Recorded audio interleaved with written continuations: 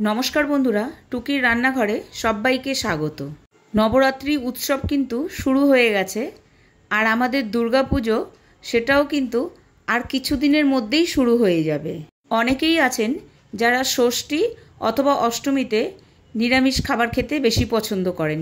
তাদের কথা এবং নতুন বন্ধুদের কথা ভেবে আরও একটা নিরামিষ রেসিপি নিয়ে চলে এসেছি। পনিরটা কিন্তু আজকে আমি বানিয়ে নিয়েছি আমার মতো করে। এই রেসিপিটা যে শুধু ষষ্ঠী বা অষ্টমীতে ট্রাই করতে হবে এমন কোনো কথা নেই। এটা যে কোনো দিনই খেতে পারেন, কোনো উৎসবের দিনে তো অবশ্যই খেতে পারেন। উৎসব ছাড়াও যে কোনো দিনই এটা ট্রাই করতে পারেন। এমনকি বাড়িতে যদি আপনাদের গেস্ট আসে তাহলেও এটা কিন্তু বানিয়ে নিতে পারেন। রেসিপিটা যদি ভালো লাগে তাহলে অবশ্যই লাইক, শেয়ার এবং কমেন্ট করতে ভুলবেন না। চলুন তাহলে রেসিপিটা শুরু করা যাক। প্রথমেই আমি এখানে 10 থেকে 12টা কাজু বাদাম ও কিশমিশ নিয়ে নিয়েছি। কাজু বাদাম ও কিশমিশগুলোকে আমি জলের মধ্যে ভিজিয়ে রাখবো। কিশমিশগুলো জলে ভিজিয়ে রাখলে এগুলো একদম নরম হয়ে যাবে। পরে যখন এটার একটা আমি পেস্ট বানাবো সেটা খুব স্মুথ হবে। এরপর চলুন দেখে নেওয়া যাক পনির বানানোর জন্য আমাদের আর কি কি লাগবে। প্রথমেই আমি এখানে নিয়ে নিয়েছি বেল পেপার। আমার কাছে রেড, ইয়েলো, গ্রিন তিনটে বেল পেপারই আছে। আপনাদের কাছে যদি গ্রিন ক্যাপসিকামটা থাকে সেটা দিয়েও কিন্তু পনিরটা তৈরি হয়ে যাবে। আসলে আমরা যখন কোনো কিছু বানাই তখন দেখতে সেটা যত কালারফুল হবে সেটা তত অ্যাট্রাকটিভ হবে, মানে সবার দেখতে ভালো লাগলে খেতেও ভালো লাগবে। আমি কিন্তু এখানে বেল পেপারগুলোকে নিজের পছন্দ মতো শেপে কেটে নিচ্ছি। আপনারা কিন্তু আপনাদের ইচ্ছে অনুযায়ী যে কোনো শেপেই কেটে নিতে পারেন, তবে একদম ছোট টুকরো করলে ভালো লাগবে না, একটু মিডিয়াম সাইজের টুকরো করলে ভালো লাগবে দেখতে। শুধু দেখতে না, খেতেও ভালো লাগবে। কথা বলতে বলতে কিন্তু বেল পেপারগুলো প্রায় কাটা হয়ে গেছে, আর নিশ্চয়ই আপনারা দেখে নিয়েছেন আমি কিভাবে বেল পেপারগুলোকে শেপ দিচ্ছি। আপনারা চাইলে এভাবেও কিন্তু কেটে নিতে পারেন।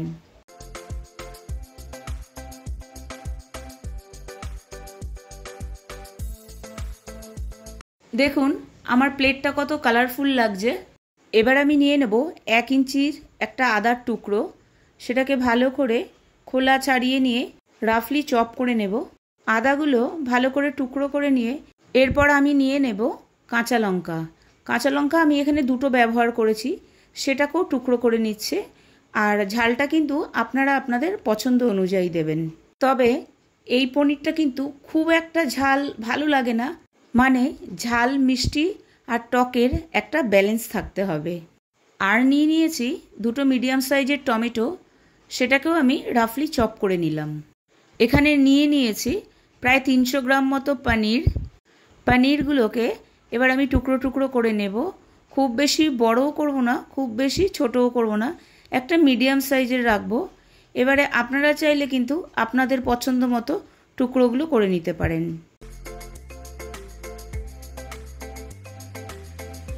পনিরগুলো কিন্তু আমার টুকরো করা হয়ে গেছে। এবার আমি একটা কড়াই নিয়ে নেব, আর তার মধ্যে নিয়ে নেব 1 টেবিল স্পুন সর্ষের তেল।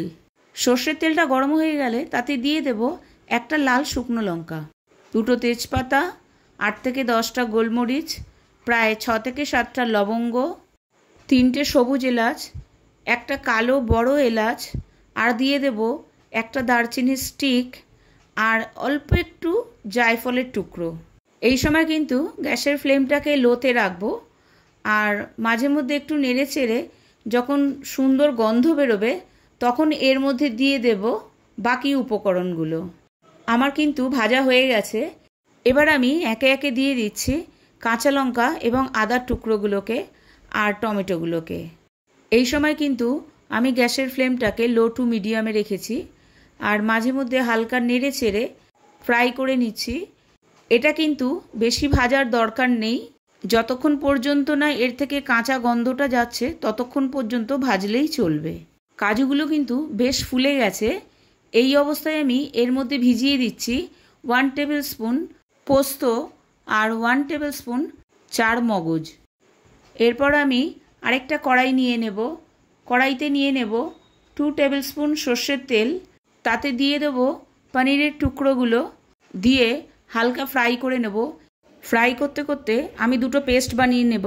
যে কাজু বাদামগুলো ভিজিয়ে রেখেছিলাম সেটার একটা পেস্ট, আর যে টমেটোগুলো ফ্রাই করেছিলাম সেটার একটা পেস্ট। পনিরগুলোও কিন্তু আমাদের হয়ে এসেছে। আর পনিরগুলো ফ্রাই করার আগে আমি একটু নুন আর হলুদ মাখিয়ে রেখেছিলাম, যাতে পনিরগুলো দেখতে খুব সুন্দর লাগে। পনিরগুলো কিন্তু ফ্রাই করার পর জলের মধ্যে দিয়ে দিতে হবে, তাহলে পনিরগুলো ভীষণই সফট থাকবে। পনিরের কড়াইতেই নিয়ে নিচ্ছি 2 টেবিল স্পুন সর্ষের তেল, আর তার মধ্যে দিয়ে দিচ্ছি একটা দারচিনির স্টিক আর দুটো এলাচ। ভাজা থেকে সুন্দর একটা গন্ধ বেরোলেই তার মধ্যে দিয়ে দিলাম টমেটো পেস্ট। এই সময় কিন্তু আমি গ্যাসের ফ্লেমটাকে লো টু মিডিয়ামে রেখেছি। লো টু মিডিয়ামে রেখেই কিন্তু রান্নাটা করে নিতে হবে। মশলাটা থেকে তেলটা ছাড়তে শুরু করলে আমি এর মধ্যে দিয়ে দেব 1/2 টিস্পুন হলুদ, 1/2 টিস্পুন কাশ্মীরি লাল লঙ্কার গুঁড়ো আর 1/2 টিস্পুন নুন। নুনটা কিন্তু আপনারা আপনাদের স্বাদ অনুযায়ী দেবেন। মশলাটা যেহেতু আগে ফ্রাই করা ছিল, সেই জন্য বেশিক্ষণ কুক করার কোনো দরকার নেই। 5 থেকে 7 মিনিট কুক করলেই কিন্তু দেখবেন আস্তে আস্তে মশলা থেকে তেলটা বের হচ্ছে। এরপরে দিয়ে দেব বেল পেপারগুলোকে। এই সময় কিন্তু গ্যাসের ফ্লেমটাকে মিডিয়ামে রাখতে হবে, লোতে রাখলে চলবে না, তাহলে বেল পেপারগুলোর ক্রাঞ্চি ভাবটা নষ্ট হয়ে যাবে। বেল পেপারগুলো দেওয়ার পর 2 থেকে 3 মিনিট, ম্যাক্সিমাম 3 মিনিট ভাজলেই কিন্তু যথেষ্ট। আমাদের ভাজা প্রায় হয়ে গেছে, এখান থেকেও কিন্তু তেল বেরোতে শুরু করেছে। এরপর আমি দিয়ে দেব আগে থেকে তৈরি করে রাখা কাজু বাদামের পেস্ট। আমি সব কিছুকে আরও একবার খুব ভালোভাবে মিশিয়ে নিচ্ছি। এই অবস্থায় কিন্তু গ্যাসের ফ্লেমটাকে একদম লোতে রাখতে হবে, আর ম্যাক্সিমাম 2 মিনিট কিন্তু ফ্রাই করলেই যথেষ্ট।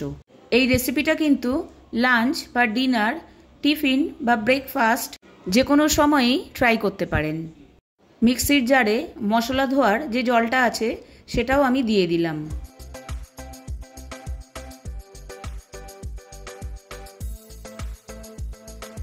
মশলাটা কষানো হয়ে গেলে এখানে আমি দিয়ে দেবো পরিমাণ মতো জল। আমি এখানে 1/2 গ্লাস জল ইউজ করেছি। আপনারা কিন্তু আপনাদের পছন্দ মতো গ্রেভিটা রাখতে পারেন। সব কিছুকে আবারও একবার খুব ভালোভাবে মিশিয়ে নেব। খুব ভালোভাবে মিশে গেলে এবার আমি নুনটা টেস্ট করে নেব, দেখব সব কিছু ঠিকঠাক আছে কিনা। সব কিছু ঠিক আছে, তবে আমার টেস্ট অনুযায়ী আর একটু মিষ্টি লাগবে, সেই জন্য আমি এখানে দিয়ে দিলাম 1/2 টিস্পুন চিনি। এবার চিনিটাকেও ভালো করে মিশিয়ে নিয়ে পনিরগুলো দিয়ে দিচ্ছি। পনিরটা দেখুন খুব সুন্দর সফট হয়েছে। এবার সব কিছুকে আরও একবার ভালোভাবে মিশিয়ে কড়াইটাকে আমি ঢেকে রেখে দেব। এই সময় কিন্তু গ্যাসের ফ্লেমটাকে আমি লোতে রাখবো, আর 5 থেকে 7 মিনিট ফুটলেই কিন্তু যথেষ্ট। 7 মিনিট পর আমি আবার ফিরে আসছি। 7 মিনিট কিন্তু আমার হয়ে গেছে। পনির কিন্তু আমাদের মোটামুটি রেডি। এখানে আরেকটা টুইস্ট আছে।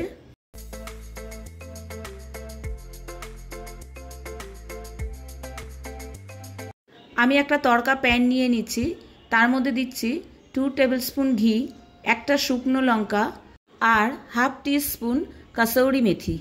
এই তড়কাটাকে এবার পনিরের ওপরে দিয়ে দিচ্ছি আর খুব ভালো করে পনিরের সাথে মিশিয়ে নিচ্ছি। ব্যাস, আমাদের তৈরি হয়ে গেল পনির। রেসিপির নামটা কিন্তু ঠিক করার দায়িত্ব আপনাদের। দেখতে কিন্তু ভীষণই ইয়ামি লাগছে, শুধু দেখতে না, খেতেও কিন্তু ভীষণই ইয়ামি হয়েছে। আপনারা অবশ্যই বাড়িতে একদিন ট্রাই করবেন। এটা কিন্তু লুচি, পরোটা যে কোনো কিছুর সাথেই ভালো লাগবে। তবে আমি আজকে বানিয়ে নেব মশলা পুরি।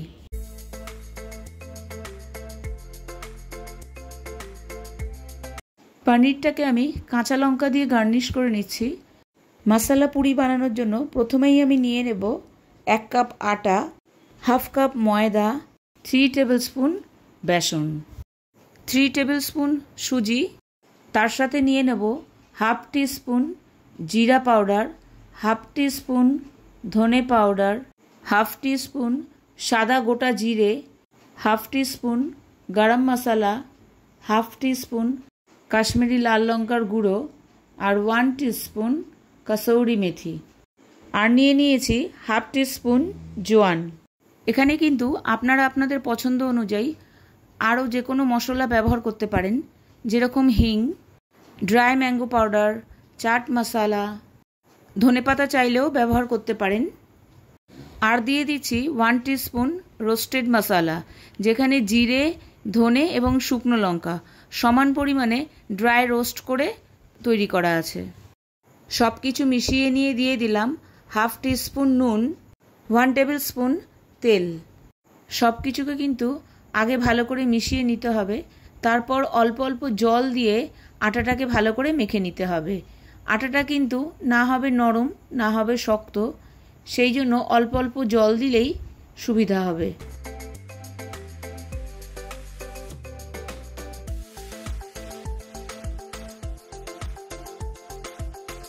দেখুন আমার কিন্তু আটাটা মাখা হয়ে গেছে।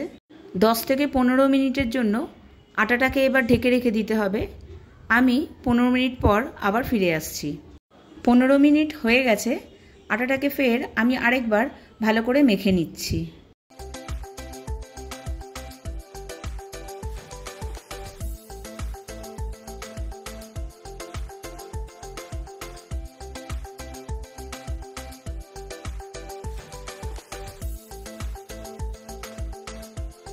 এবার আটা থেকে আমি ছোট ছোট লেচি কেটে নেব পুরি বানানোর জন্য। একদম ছোটো গোলাটা আমি রেখে দিচ্ছি, এটা আমার পুচকুর জন্য। এদিকে আমি পুরিগুলো বেলে নিচ্ছি, তার জন্য আগে থেকে একটুখানি বেলনির মধ্যে তেল লাগিয়ে নিচ্ছি, তাহলে পরে বেলতে সুবিধা হবে। পুরিটা কিন্তু এইভাবে চারিদিক থেকে সমানভাবে বেলে নিতে হবে, না হলে কিন্তু ফেটে যাওয়ার একটা সম্ভাবনা থাকবে।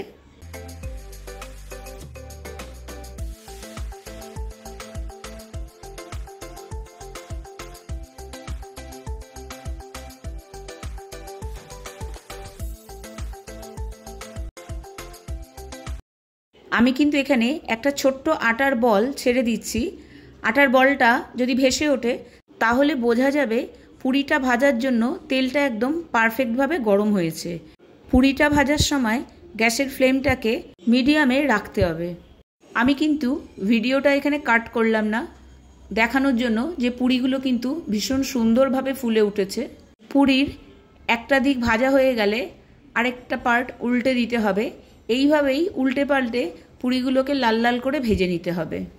আরও একটা ভেজে আমি দেখিয়ে দিচ্ছি যে কিভাবে পুরিগুলো ফুলছে।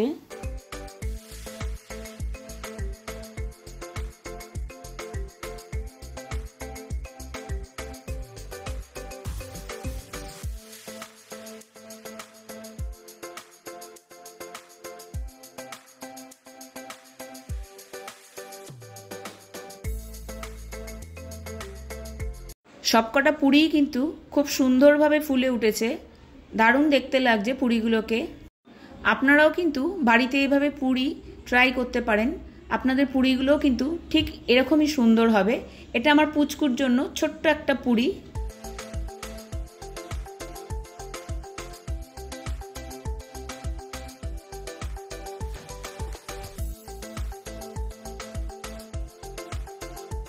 চলুন এবার ঝটপট প্লেটে খাবারটা সার্ভ করে ফেলি। আশা করি ভিডিওটা আপনাদের ভালো লেগেছে, আর ভিডিওটা ভালো লেগে থাকলে অবশ্যই আমাকে কমেন্ট বক্সে কমেন্ট করে জানাবেন। আমার চ্যানেলের পুরনো বন্ধুদের অনেক ধন্যবাদ আমার পাশে থাকার জন্য, আর নতুন বন্ধু হয়ে থাকলে আমার চ্যানেলটিকে সাবস্ক্রাইব করে আমার পাশে থাকার অনুরোধ রইল।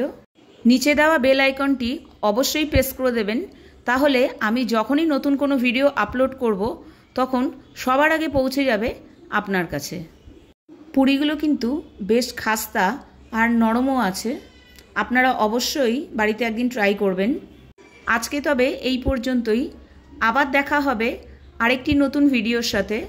সবাই ভালো থাকবেন, সুস্থ থাকবেন, পুজোতে খুব আনন্দ করুন। টাটা।